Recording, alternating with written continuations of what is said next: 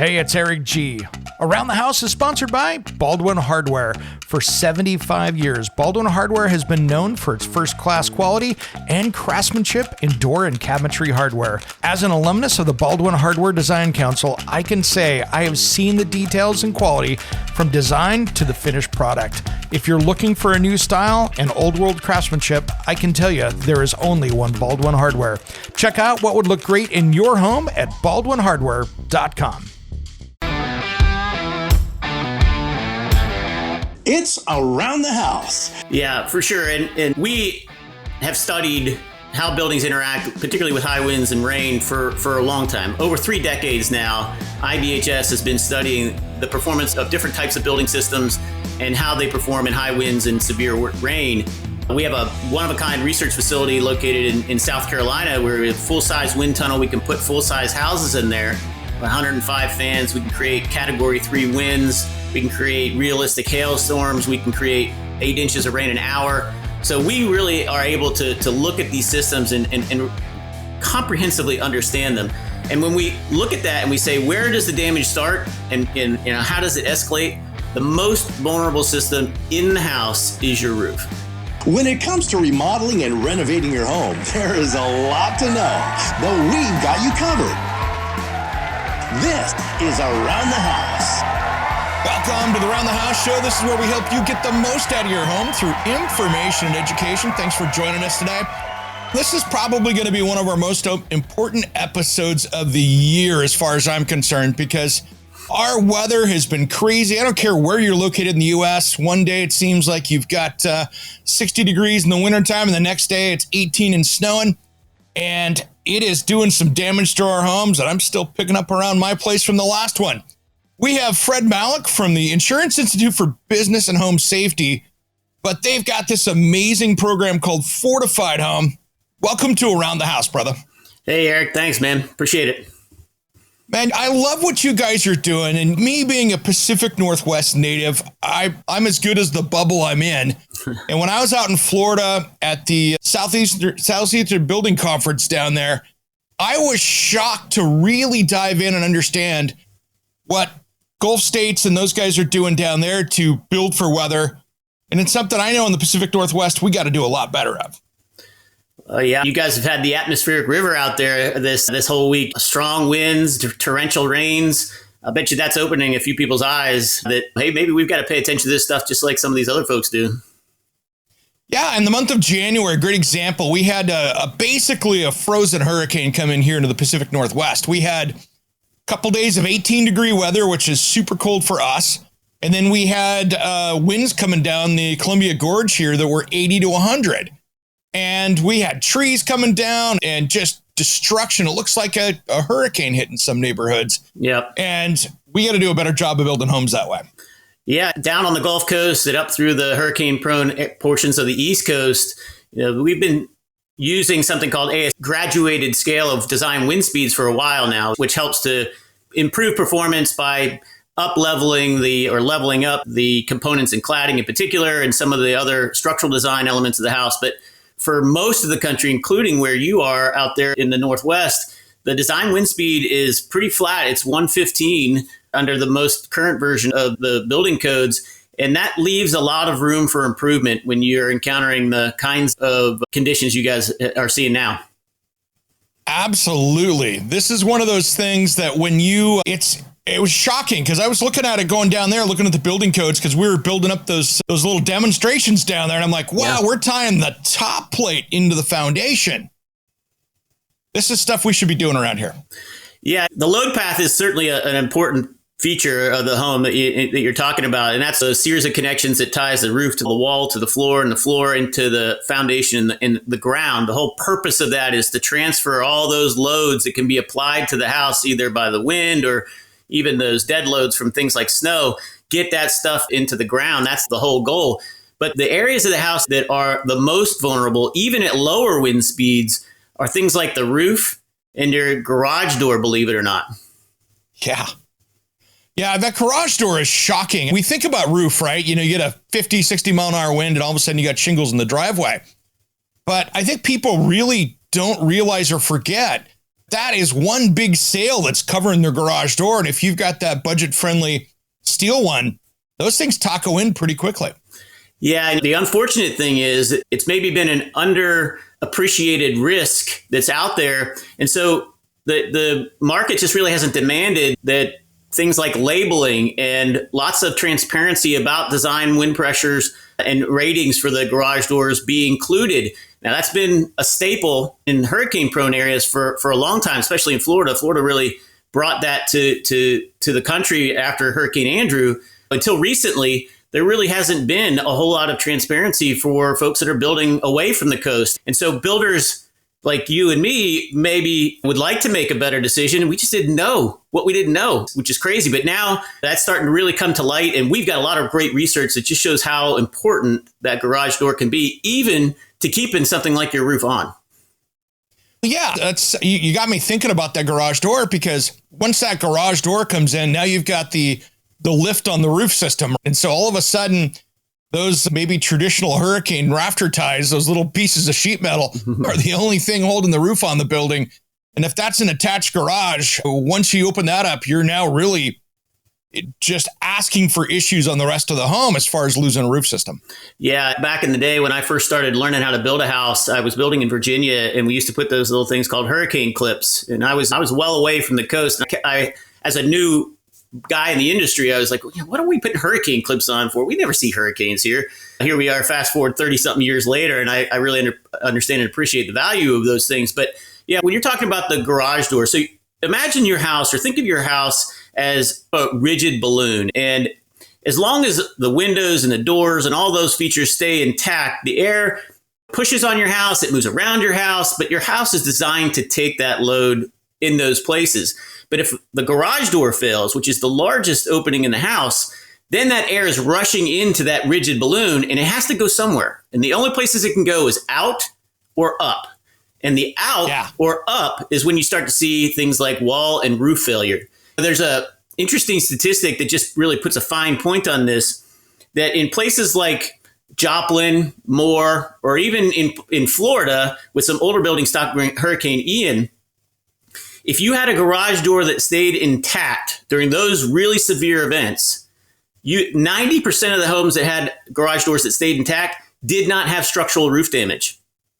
Wow. That's crazy, isn't it? Basically read a different way, if your garage door was damaged, you were very likely that you had some sort of severe structural damage to your home.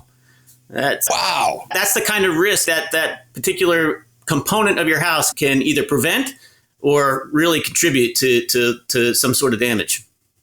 And that is one of hundreds of materials in your house that you're depending on to hold that structure together. Yeah, exactly. And you're really, if you're a homeowner, you're really counting on the building contractor and the code officials in your location to make sure that you got the right stuff there. And the knowledge needs to get transferred from the coast to the inland locations and out there to the Pacific Northwest. You think about it, just as a homeowner, you're out there, you're like, hey, my garage door is ugly. It's an old one. I'm going to go put one on. You go out and get prices for it. And you're just talking to garage doors installers. You're not talking to code enforcement. You're not getting permits, right? And you're out shopping for them and go, that's a good buy right there. And I just need a simple garage door. You don't see it from the street. Who cares? And they order it and it comes in, they put it up. They don't think thinking about it. But if they'd have spent maybe a few hundred to 1,000 more, the level of protection in a wind event is massive. Yeah. And you just made an excellent point that this is not the kind of mitigation that maybe costs you a fortune, or really is something that you have to really think long and hard about, because it's going to be years before you can get a payback on that. That's a relatively simple and affordable thing to do to upgrade your door. And again, as a homeowner, an uninformed homeowner at one point, when I was a new guy in the business, now as a well-informed homeowner and a builder, most of my clients paid attention to the color of the door and the style of the door. Those are the things that they were going to interact with every day. What does it look like? How does it enhance my curb appeal? And those are reasonable and justifiable things to be thinking about. But you also want it to perform. And if you don't know the design pressure rating of your door, then you really don't know whether it's going to protect you. The fortunate thing is, at IBHS, in our Fortified program, we have very specific information about what kinds of design pressures you should be looking for based on where you are in the country. That way you could just say, hey, I need a door. It needs to be almond. It needs to have the black brackets, and it needs to be DP 35 and plus 35, negative 35. That's critical information that now your supplier can get you a door that meets those parameters.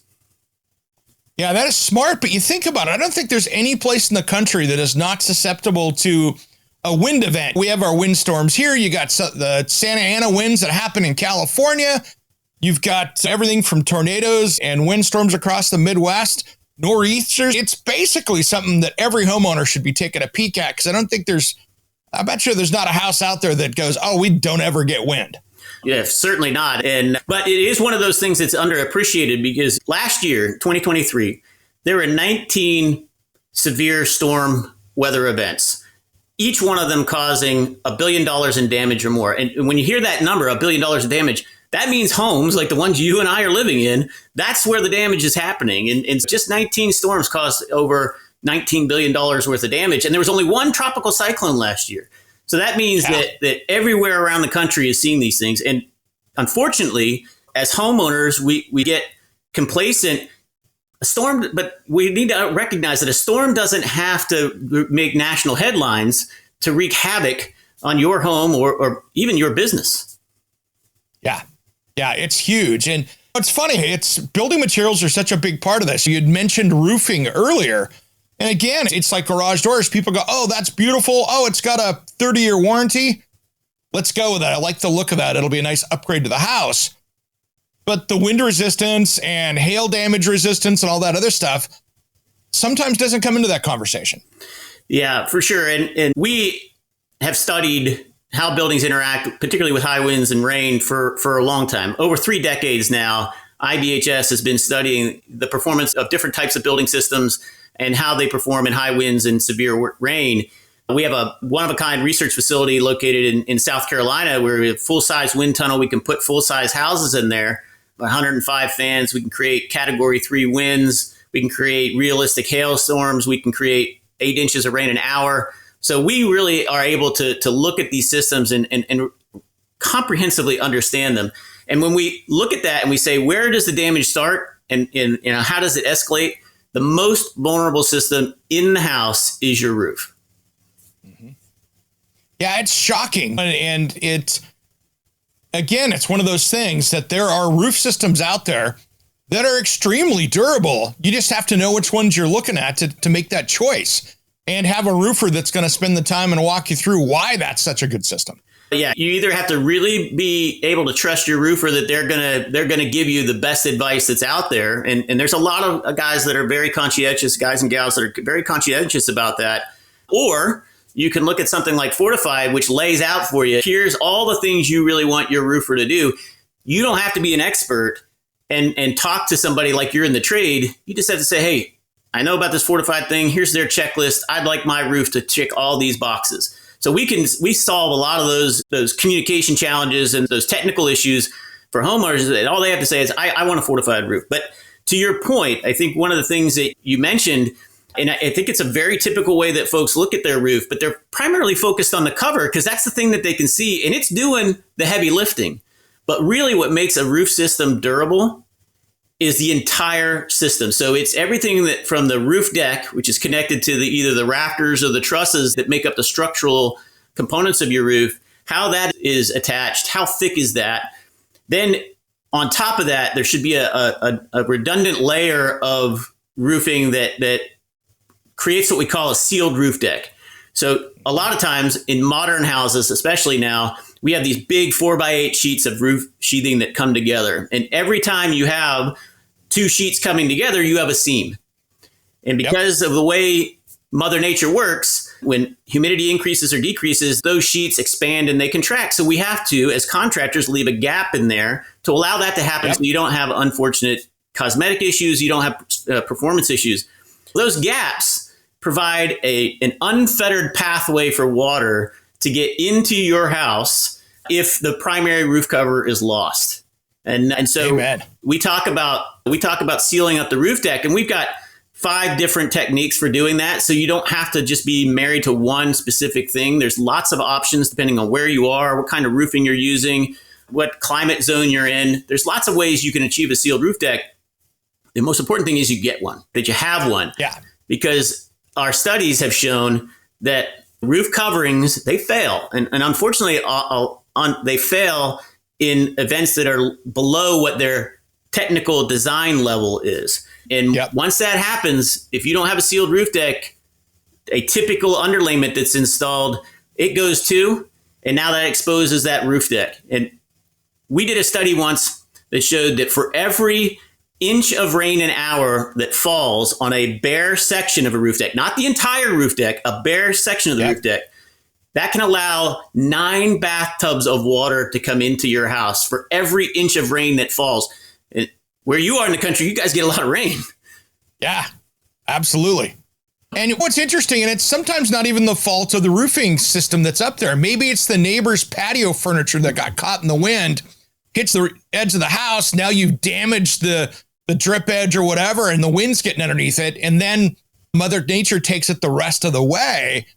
And then you've got a water feature coming into your living room. Yeah, you're right. The secret to a fortified roof is basically 3 steps that can be summarized as nail it down, seal it up, lock it in. Nailing it down refers to that roof deck, making sure that's properly attached and it's not going to go anywhere. Sealing it up, we've already talked about. But the locking it in piece is the edge. It deals with how the edge details are done. No matter what your roof shape is, whether you have a gable end roof shape, you got a hip roof, or some of the other more complex and exotic sort of roof shapes that we see out there, wherever you come to an edge or a ridge, okay, that's where the highest pressures are going to be exerted on your roof by the wind. And so they're very vulnerable. And if you're not paying attention to those details, as a lot of people do, they gloss right over that stuff. If you're not paying attention to those details, you're right. You can have damage that gets started for some reason. And once it starts, it just escalates from there. Yeah, I can't tell you how many videos I've seen on social media where guys doing roof tear-offs, and they're pulling like a full square of shingles off at one time because they weren't attached correctly.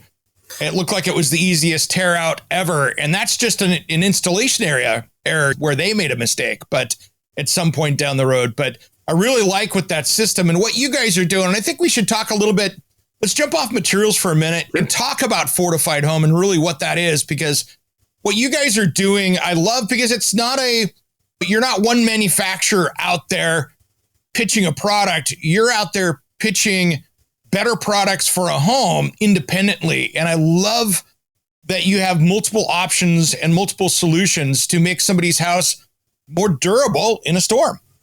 Yeah, so we are, as a 501(c) nonprofit research organization, our focus is really how do we learn what we have to know about making buildings more durable, and then how do we get that information out to people at the right time when they're making important decisions. Sometimes you may be making a decision today that you're not going to have an opportunity to revisit for 10, 15, 20 years. For example, if you're putting a new roof on today and you don't know about Fortified, tomorrow you learn about Fortified, you're not re-roofing for at least a decade. So it makes it very difficult to accomplish something affordably if you're not aware. So we're trying to push that information out. That's what Fortified really is designed to be, is a way to get information out to the folks that need it when they need it. But Fortified is based on the science that we do at IBHS. And we've looked at how buildings interact with these severe weather events, and we've identified what is the hierarchy, what happens first and most frequently at the lowest intensity of wind and rain, and then how do we ratchet up the level of resilience as we get to those less frequent but more severe storms.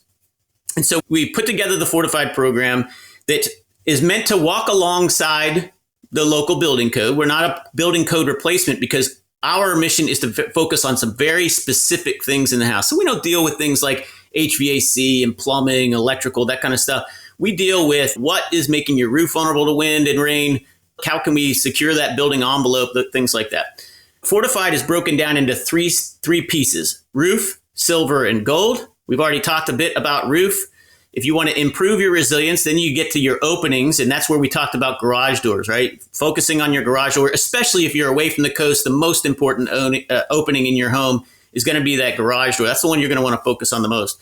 But if you are closer to the coast, then you start to look at things like windows, ingress and egress doors or personnel doors in and out of the house, attached structures like porches and carports. How are those attached to the house? Things like that. And then if you want to have the supreme level of resilience, that's where you go to gold, fortified gold. And fortified gold builds on roof and silver and adds that continuous load path we talked about earlier, right? So now we're really looking at how is the load path designed and how are the connections, how are they executed?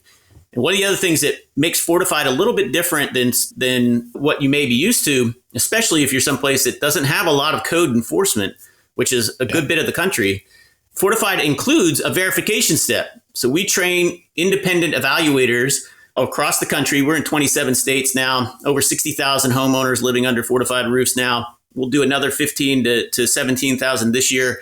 But we train independent evaluators. We also train roofing contractors to know how to install fortified roofs. But the evaluators partner up with the homeowner and the contractor. They collect documentation during the construction process, whether it's a re-roof or it's a new construction job. And at the end of that, similar to what you may be familiar with when it comes to LEED or Energy Star, they bundle up all that information. They send that up to me and my team. And we have a staff of experts that looks at every single job, reviews every single picture and says, hey, you know what? This meets the fortified standard.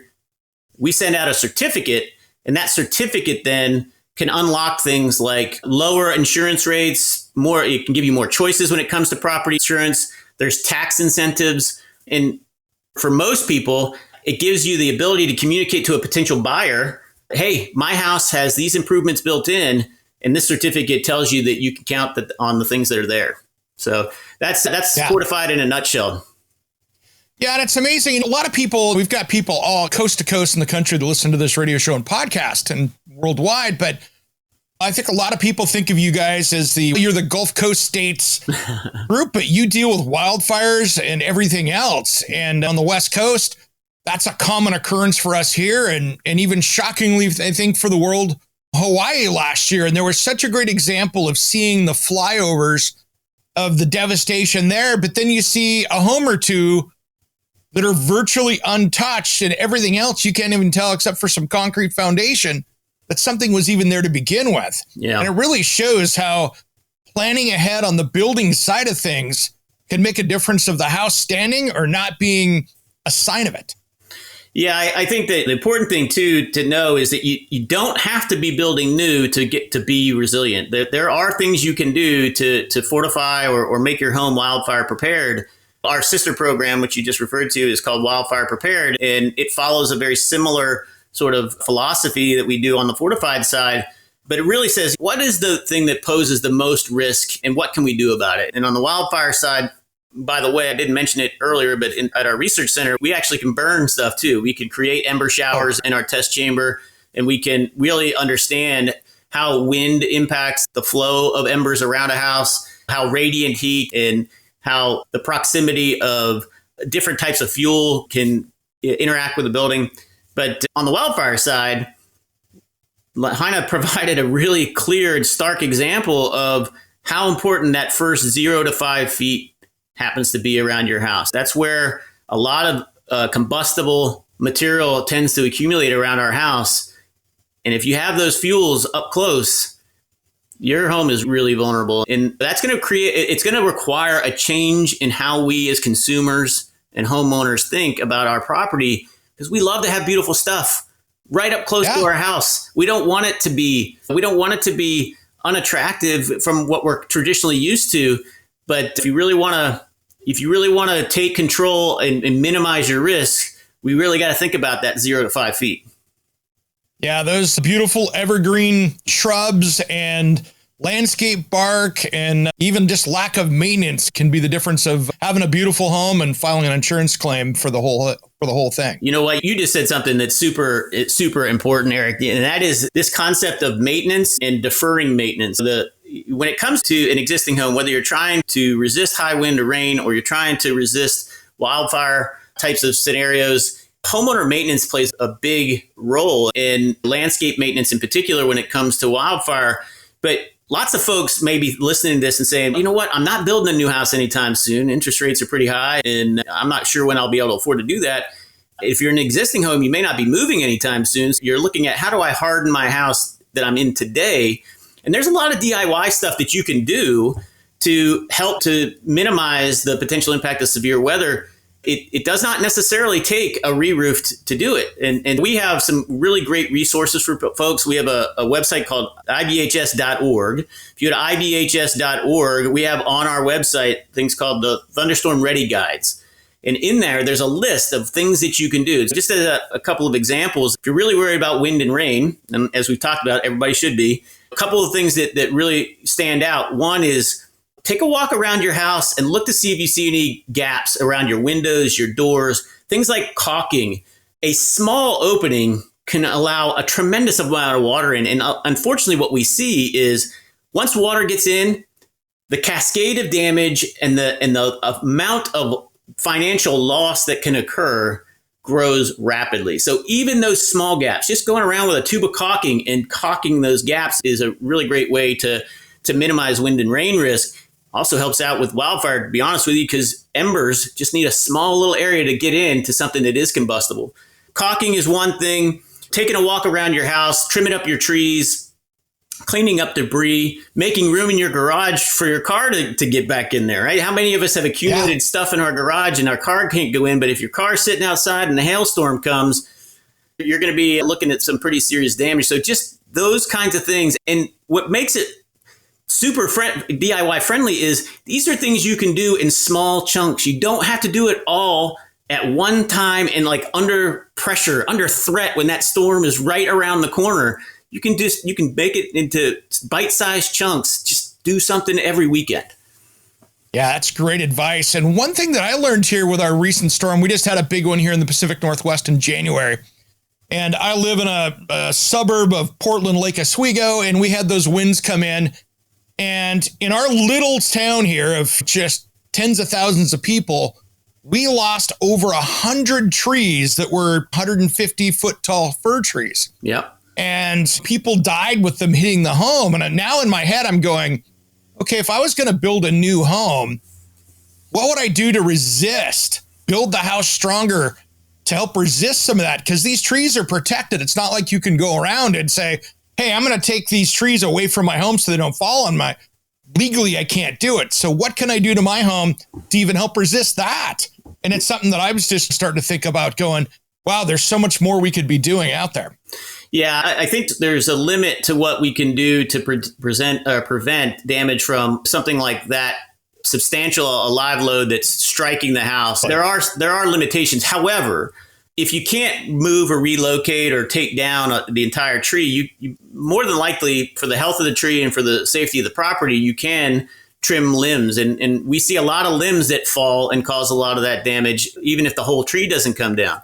And again, where you're places where the ground can get really wet, that's when you start to see the trees lay over with those massive root balls because the ground is so wet it can't restrain it any longer. Hurricane Sally is a great example of that down in coastal Alabama.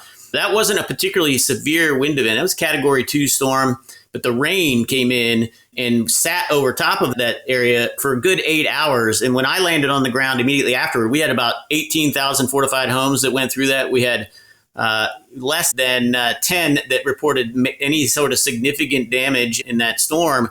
And most of the ones that did have damage had something that was caused by tree fall, right? It's some sort of tree fall.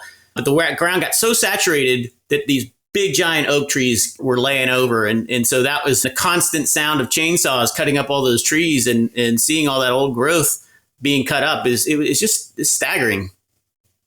Yeah, I still have areas in town here where the lanes are reduced because there's trees laying down next to the main 4-lane highway where they've got half a lane closed because they still haven't been able to get tree crews in there. So I totally understand that for the first time. I've been to areas afterwards with hurricanes and stuff like that. But it's almost, I start to think about it here locally of, okay, maybe we should be building some storm shelters for people during these wind events, or maybe personal storm shelters where you build something up in the home or out back or something like that that would be resilient for that, just for your own personal safety. And then unfortunately let the insurance company help you put the house back if it does get a tree strike. Because you're right, other than building something that's going to look like a serious fortress, there's not much you can do when you've got a 6,000 pounds of tree hitting the side of the house.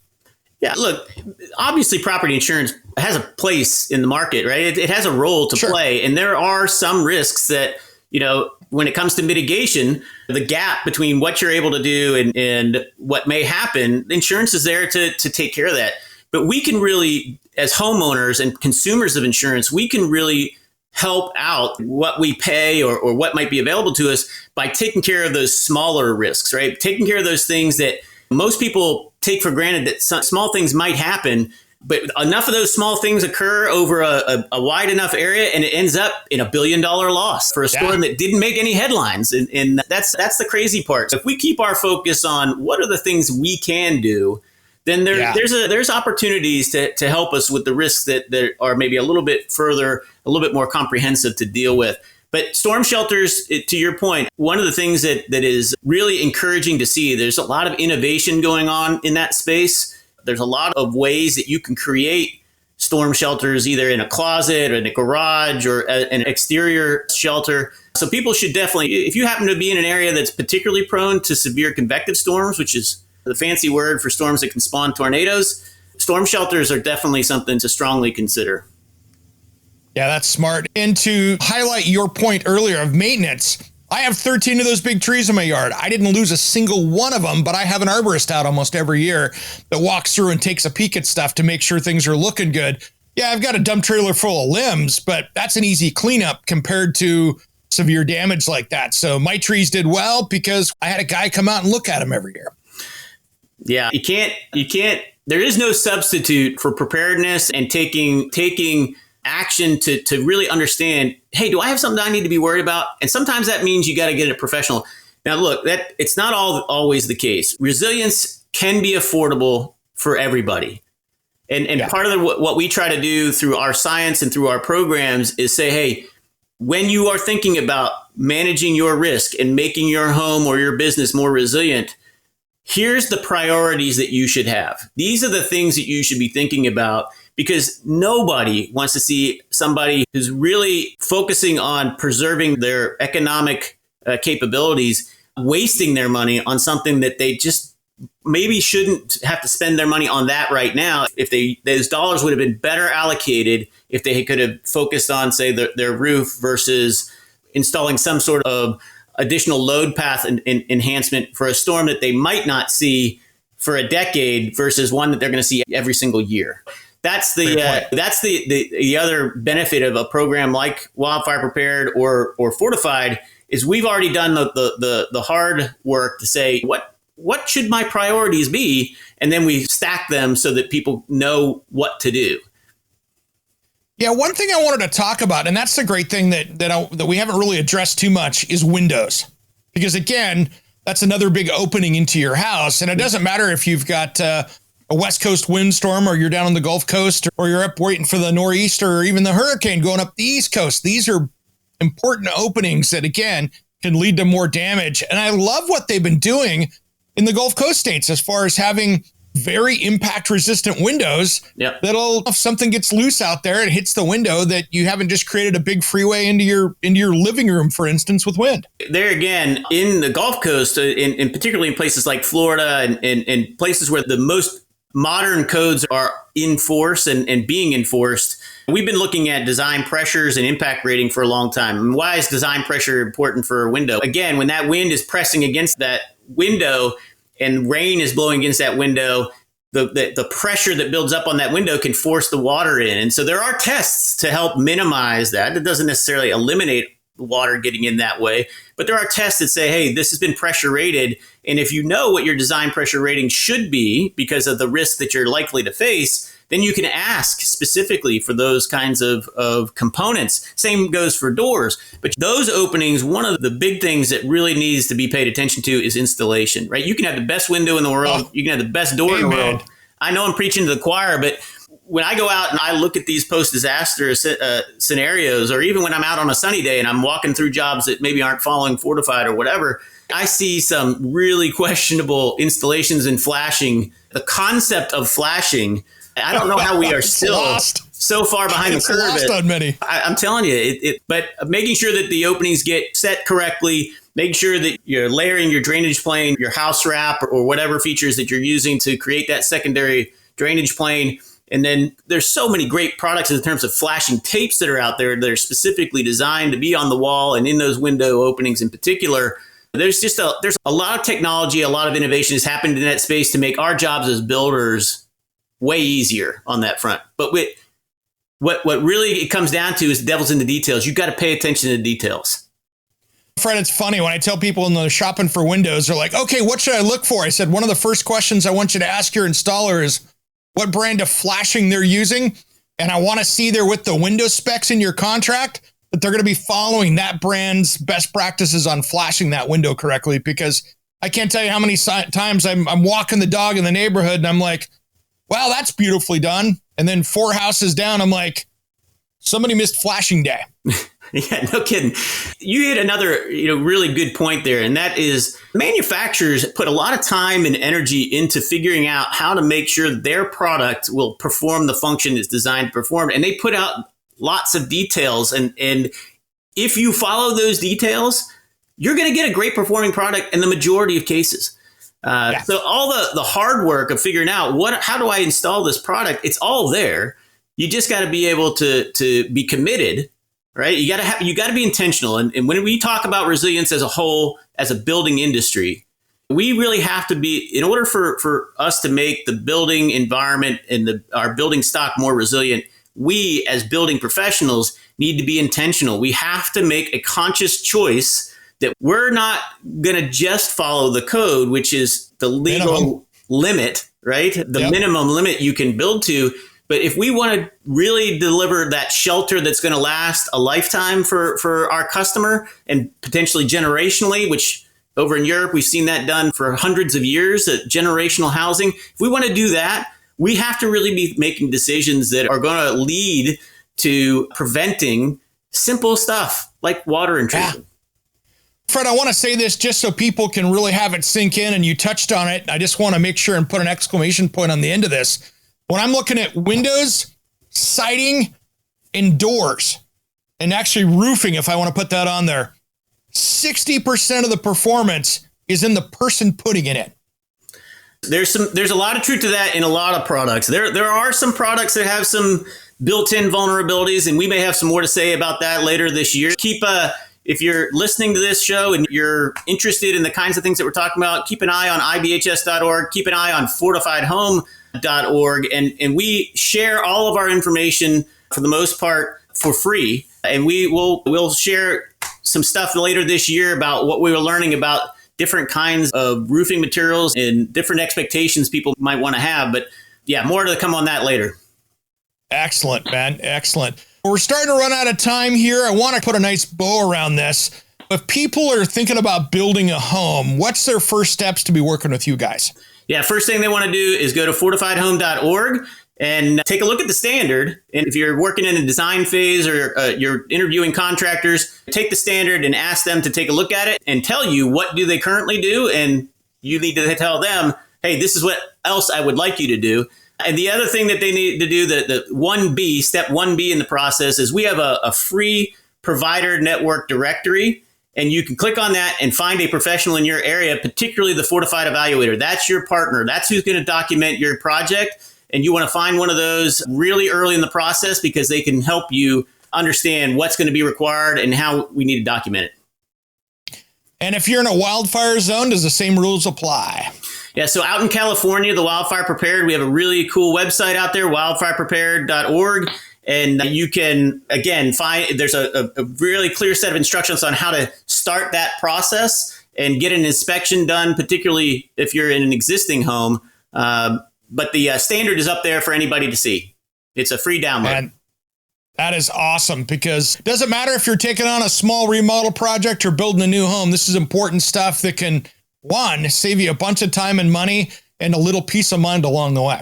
Yeah, more than a little peace of mind. It can give you a lot of peace of mind. Absolutely. Hey, Fred, thanks for coming on today. Let's hit your website one more time so people can find that and do their own research and get educated on the process. Yeah, so 2 important websites, IBHS.org. Take a look at our thunderstorm ready guides for homes and commercial businesses. And if you're interested in taking a look at Fortified, go to fortifiedhome.org. Fred, thanks for coming on today, man. I appreciate what you guys are doing, and it's making a huge difference out there. Thanks, buddy. Appreciate the time and your audience here. All right, everybody, you've been listening to Around the House.